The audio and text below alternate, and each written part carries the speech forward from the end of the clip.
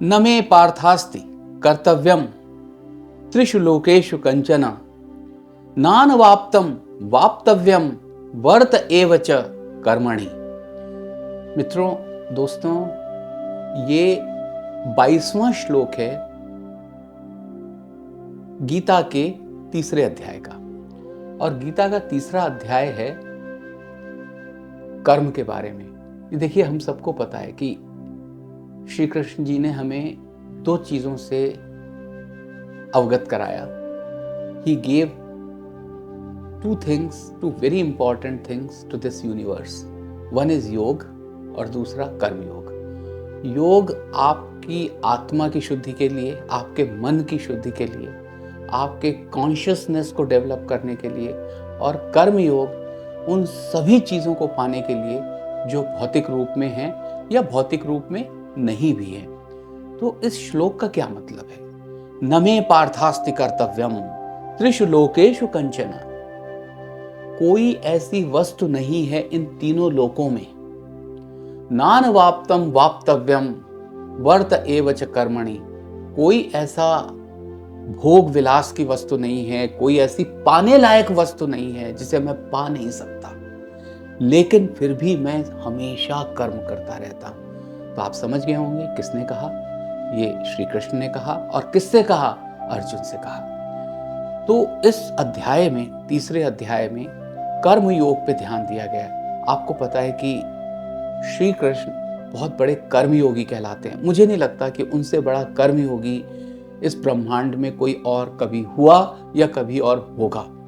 और तो और है कि कर्म योग खुद करना एक बात है, और कर्म योग की व्याख्या करना, उसको, वो दूसरी बात है। उसको दुनिया को दे देना, वो एक अलग बात है। तो श्री कृष्ण ने हमें कर्म योग करना सिखाया, कर्म योग दिया, और कर्म योग हमारे मन में इस तरह से डाल दिया कि कर्म ही सर्वोपरि है, कर्म से ऊपर कुछ है ही नहीं। कृष्ण खुद कह रहे हैं अर्जुन से कि अर्जुन, तुम जो ये कह रहे हो ना कि ये भोग विलास की वस्तुओं का मैं क्या करूंगा, और ये पृथ्वी मुझे मिल भी जाएगी तो मुझे क्या मिलेगा, लोग तो है नहीं। तो देखो, मैं तुम्हें पहले ही समझा चुका हूं दूसरे अध्याय में कि आत्मा अजर अमर है, उसका आप न विनाश कर सकते हैं, न उसे आप बना सकते हैं। और अगर आप देखें तो आज के साइंस भी तो यही कहती है कि energy can neither be created not destroyed. ये तो हम लोगों ने 19th सेंचुरी में, 20th सेंचुरी में सीखा, और आज से हजारों साल पहले हमारे श्री कृष्ण ये कह के गए कि ना आत्मा मारी जा सकती, ना काटी जा सकती, ना सुखाई जा सकती, ना जलाई जा सकती है। तो आत्मा क्या, एक ऐसी एनर्जी है जिसको उसी रूप में निरंतर चलते रहना है। एक शरीर से निकलती है, दूसरे में प्रवेश कर जाती है। तो ऐसी चीज के लिए क्या रोना और क्या धोना।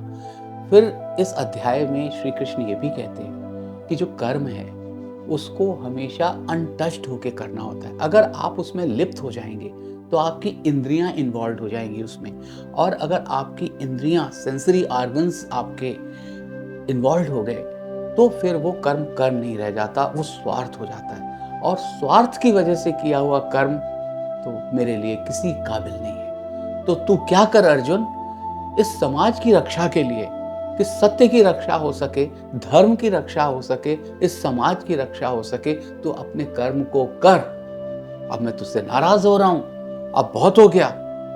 और ये कर्मयोग मैं करता रहता हूं हमेशा, निरंतर। आज आप देखते हैं, हमने अपने कुछ एपिसोड्स में सोलर सिस्टम के बारे में बताया।